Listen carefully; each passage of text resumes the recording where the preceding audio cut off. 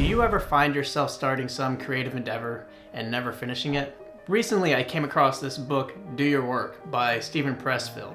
And it provides simple but practical advice on being able to get over creative resistance in order to get the work done.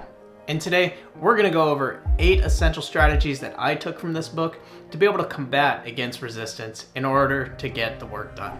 Now, before we dive into these strategies, we need to first understand what is creative resistance. Now, Steven Pressfield, he defines creative resistance as a force that is stopping us from being able to work on the work that needs to get done.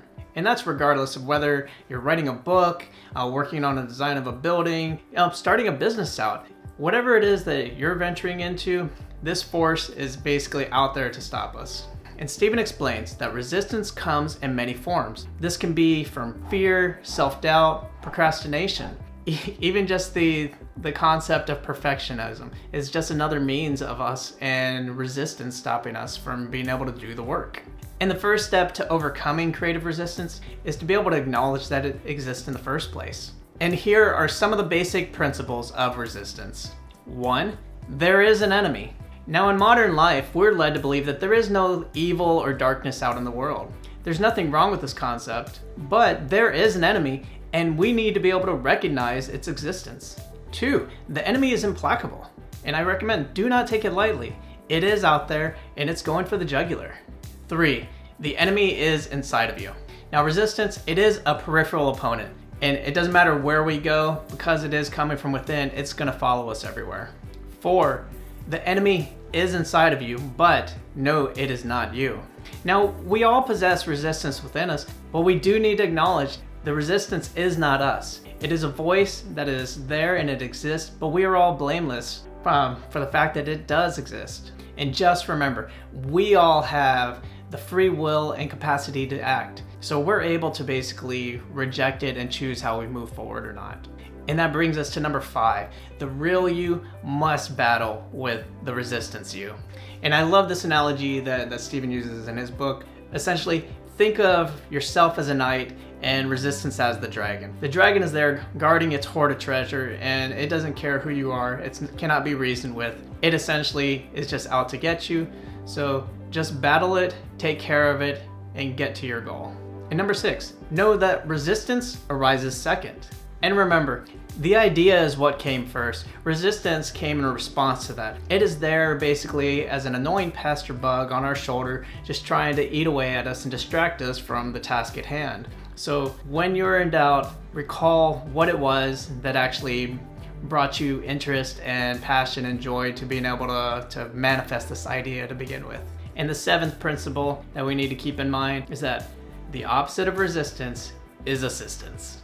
And just like any other myth or journey that we've seen, think of assistance as our Samwise who's there to help us get to our destination to be able to make our dream or idea happen.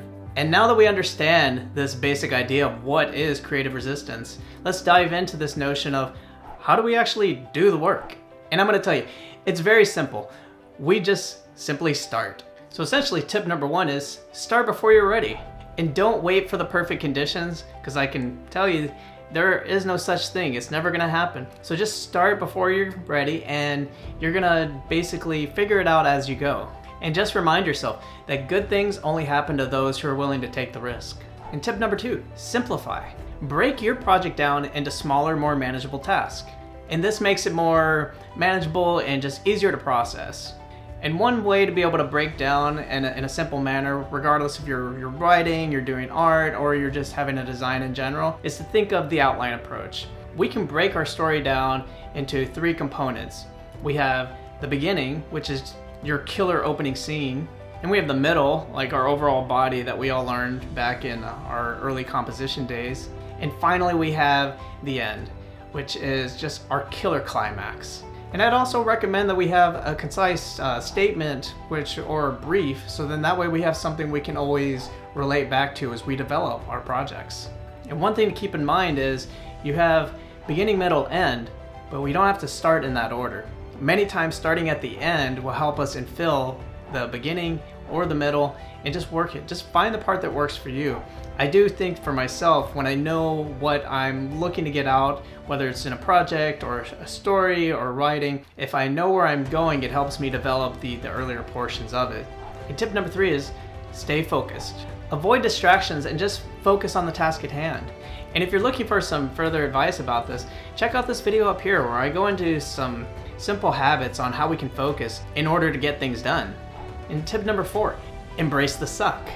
And just accept that the creative process, it is going to be difficult and there are going to be challenges. So work through those setbacks and just push through the resistance and keep moving forward.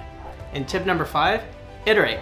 Use feedback and failure as a learning opportunity and iterate on your work and continue to work it through until you reach your desired outcome. And tip number 6, trust the process. Trust that the work will eventually come together and all your hard work, it's going to end up paying off. Basically, let it rip and trust the soup. And what I mean by that is just let go of control and just ride that metaphorical wave. Additionally, forget rational thought. Just be playful with it the way we were as children. Don't try to control the idea and just go by instinct and be fearless. And I'd say Steven sums it up perfectly in this situation. He talks about that our job is not to control our idea. Our job is to figure out what an idea is and basically bring it into being. And tip number 7, finish. I know it's a challenge and I know it's very hard at this point. We're nearly 90-95% through the process. You've put in all the hard work, so just finish it through to the end. And I can definitely relate on this. I think of this as like whenever you're running, let's say in a marathon. It's commonly known that after mile 19 or 20 of a 26.2 mile run, runners hit what's called the mental wall. And what it is, the body's already conditioned to finish what it needs, but your mind is battling in that form of resistance. So we don't get there. And that's where I say, trust the soup. Don't try to control the process, just move forward. And also, stay stupid and just keep going. And what I do in a situation like that, I come into my office, I shut the door, and I basically turn off my phone or put it in do not disturb mode. So that way I'm in isolation and just focused on that task at hand until the actual work is done. And if you're also having self-doubt about what this work is in this stage, let it rest, give it a night of sleep to go over, and then revisit it in the next day. It's always best that we relook at things with a fresh mind. And tip number 8, ship it. Send it out there, do not return, just put it out so that way the work is out there. No longer worry, because otherwise what's the point in doing the work if you're not going to put it out to the world? And I can relate to this as somebody who's battled with perfectionism my whole life. You know, there are many times this fear of success that stops me, and maybe you can let me know in the comments about that, from being able to just finish that work, that last little bit, and just put it out. Things don't have to be perfect. If they were, I would have never started this channel. I would have never been here talking with you all and just giving insights. So I hope this is reassuring to every one of you to where just put your work out there. It's okay to expose ourselves and just put stuff out there for others to see. And at this point, I just want to say congrats, because through the 8 tips, we have our work out there. But a bonus tip that I can offer for you, start the next project. Keep that momentum going and take it right into your next project. And ultimately, we should all understand that regardless if it's a design, a business, or just any endeavor, things typically work in a cyclical manner. They are not linear. It's never a point A to point B. And resistance is going to keep coming at us regardless of the phase. It's going to evolve. It's essentially the Terminator. So the Terminator, every time it came back at it, it evolved, but at the same time, so did the combatants, or in our case, the knight, as we talked about it. And if you're struggling with creative resistance, then I highly recommend that you try implementing some of these strategies that Steven Pressfield had talked about. Simplify your project, stay focused, and embrace the difficulty of the creative process. And remember, the critical thing is to start and to keep it going until you finish. And if you need the help, I highly recommend picking up this book. It's a short read, but very powerful. And if we're talking about that concept of assistance, it for sure is the assistant to me to constantly remind myself that resistance is coming at me each and every day. Anyways, thank you all for coming today, and I hope you enjoyed this discussion.